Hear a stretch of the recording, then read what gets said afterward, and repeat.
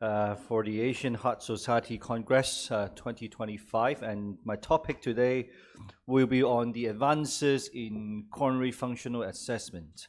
So we all know that coronary functional assessment is already becoming a very key modality to decide whether or not a patient should undergo a PCI. Before, we rely on angiogram, followed by intravascular imaging, but nowadays, of course, there are more and more data showing that functional assessment is equally important, or in some scenario, which is even more important than our conventional methods. So the content includes the following: the overview of coronary physiology, the FLAVOR study series, the FAME trial series, other high-quality clinical studies, and some work that has been performed by our research group back in Hong Kong.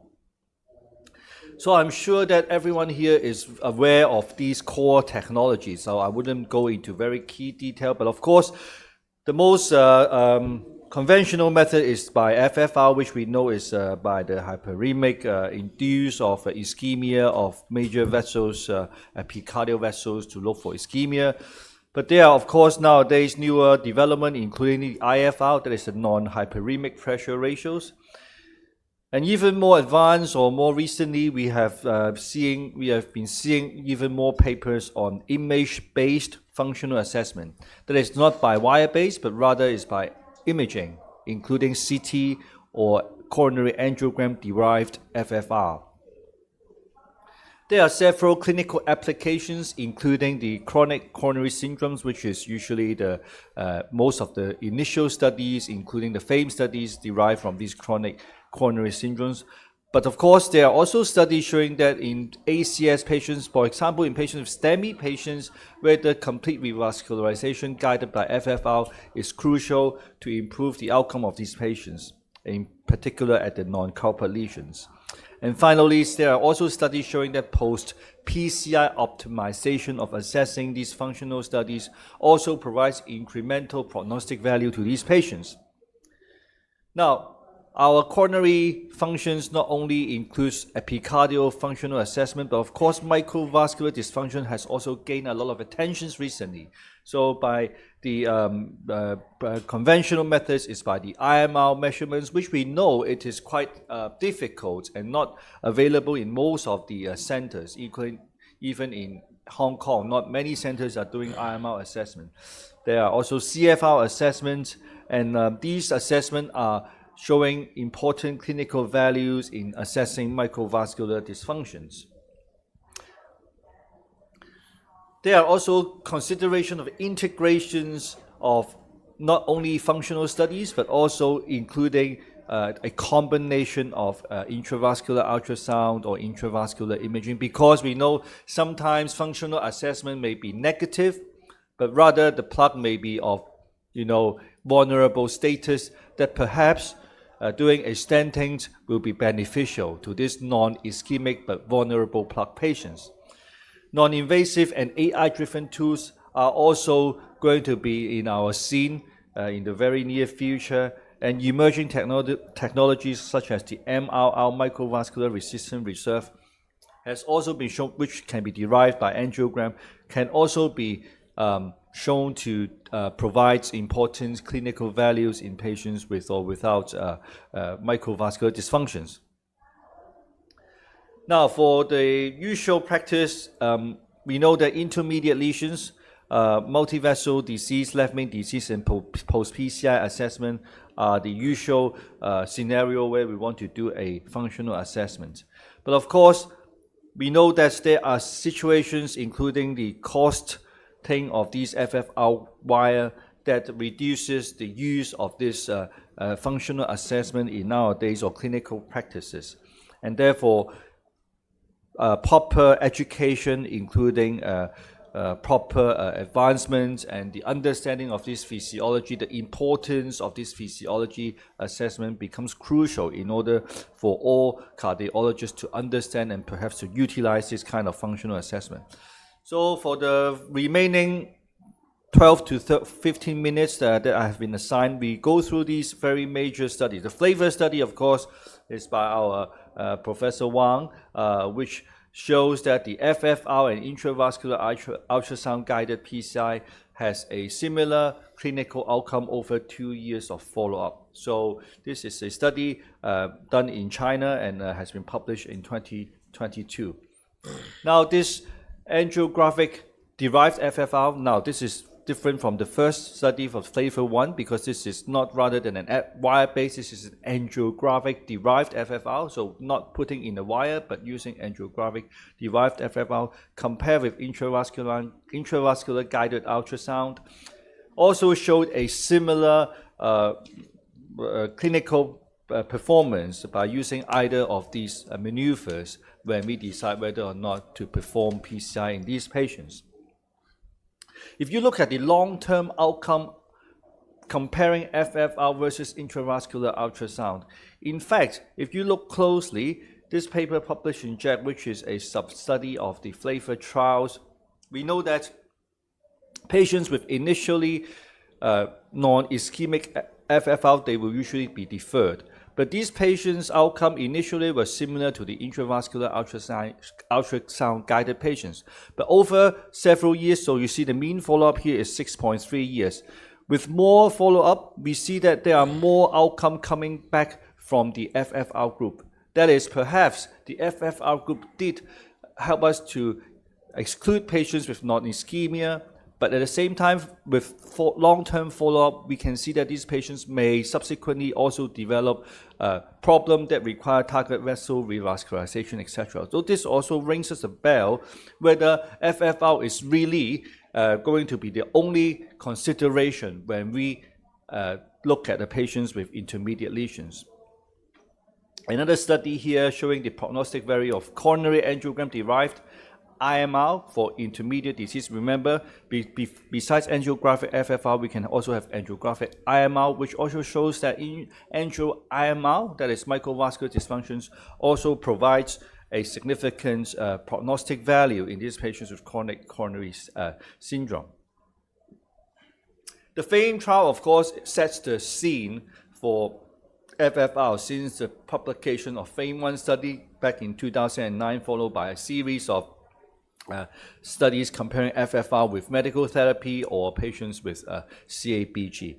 So I'm sure everyone here is very aware of these holy grail FFR studies, so I wouldn't go in detail. But first, of course, this FAME-1 is comparing FFR guided versus angio guided, so we can see definitely the FFR guided PCI had a better prognosis compared to just based on angiographic FFR.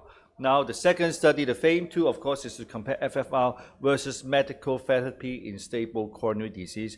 Once again, we see that FFR-guided procedures would provide a better outcome compared to medical therapy alone in patients with stable coronary artery disease.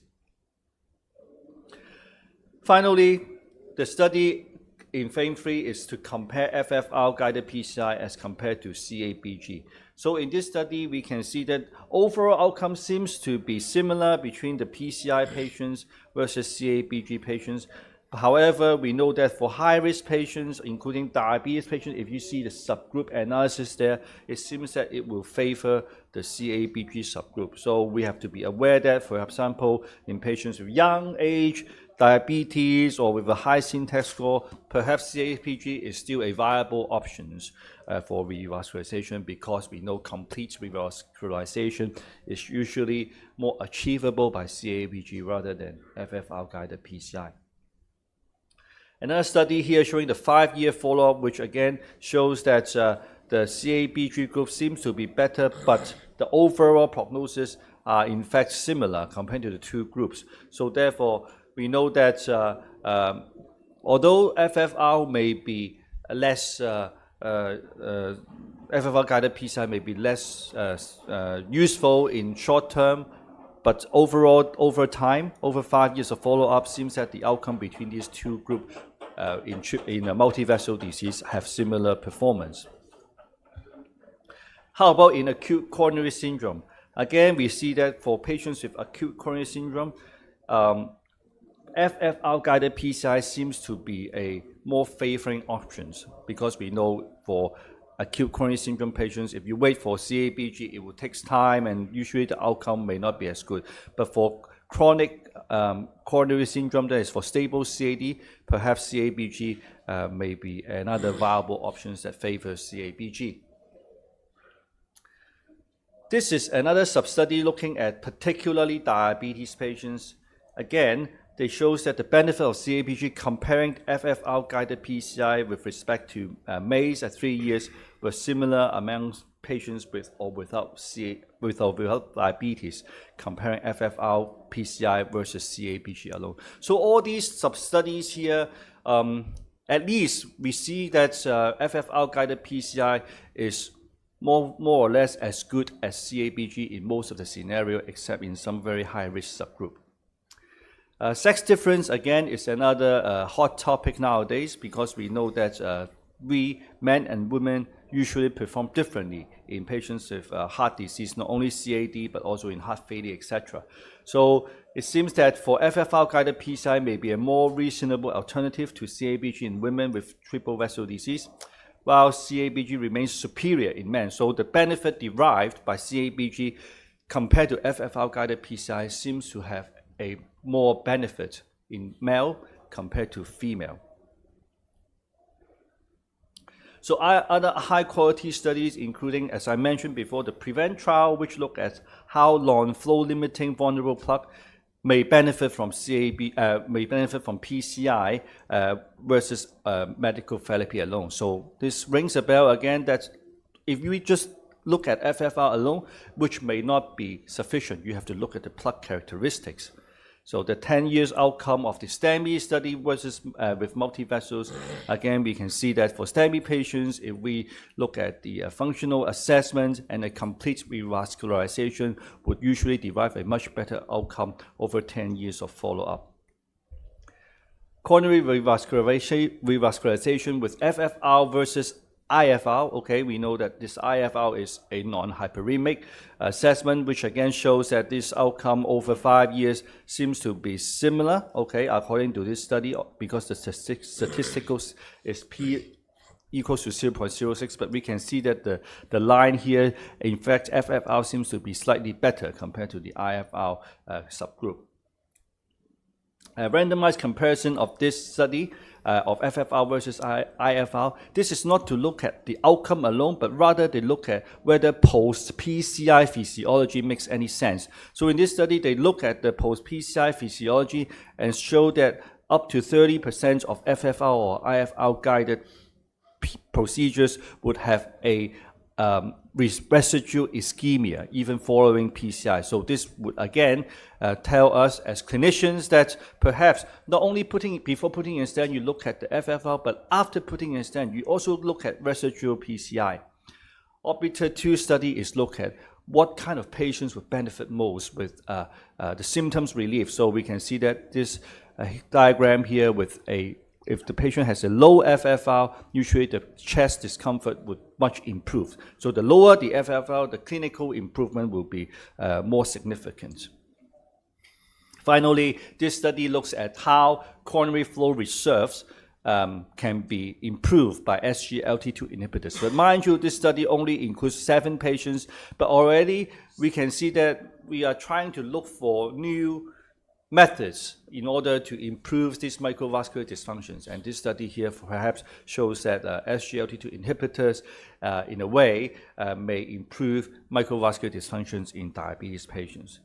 So the final 1 minute or 2 that I would like to highlight our research group, what we have done recently in terms of the functional assessment. So this study was published just this year, in fact, in JAHA, that we look at how angiographic derived FFR give us prognostic value, even in non-ischemic lesions, that is FFR over 0.8. So we look at all these 3 vessels, so we can see that even the patients with a FFR of less than 0.9, between 0.9 to 0.8, these patients may carry worse prognosis compared to those with a FFR of over 0.9. And we're not only looking at one vessels, we look at multi-vessels, and there seems to be, if you have more vessels with 0.9 to 0.8 FFR, these patients' outcome will be worse compared to those with normal or more than 0.9 FFR. Another study just recently published, again with our PhD student, which was here in a moment ago. We also look at how SGLT2 inhibitors improve the outcome in patients with or without complete revascularization, guided by FFR. So this study is showing that in fact, up to 30% of our diabetes patients, when they undergo PCI, they would not have a complete revascularization if you look at FFR as a gold standard. And even these patients with incomplete revascularization, the SGLT2 inhibitors may provide prognostic value, which means that perhaps PCI cannot help these patients all along, but prescribing SGLT2 inhibitors will still provide at least 0.351, that is over 60% of protection. Another study which has not been published yet, we are submitting, is we're looking at a multi-vessel assessment of microcirculatory resistance, that is IMR derived by angiogram. So also showing that IMR derived by angiogram in non-obstructive coronary artery disease shows prognostic value. And finally, this study was also presented in an abstract looking at how non-ischemic coronary lesions, how they perform and what are the predictors to events in these non-ischemic patients. So remember, as I mentioned, vulnerable plaque. But besides doing an intravascular ultrasound, when we look at these clinical risk factors, we can look at that the following lesions: LAD lesions, multivessel disease, stenosis of less than 70%, more than 70%, in fact this is a typo, and the number of risk factors, they are all independent predictive values. So even the patient has a non-ischemic lesions, but if they have these high-risk features, the outcome will be worse because we have a prolonged follow-up. You can see that the follow-up is over 9 years. So this will also help us to use clinical data to determine which patients to undergo PCI. Now, finally, this small summary here shows that coronary physiology is a very important part that shifts our focus from anatomy to functional assessments. Invasive FFR, IFR remain the gold standards, but non-invasive tools like what I have mentioned, what we have been doing, such as angio FFR, is also going to be in the market and going to help our patients with more studies confirm the clinical value. Microvascular assessment is also important, and I believe that future AI integration, non-invasive dynamic monitoring will help us to improve the precision cardiology treatment. Thank you once again for the invitation.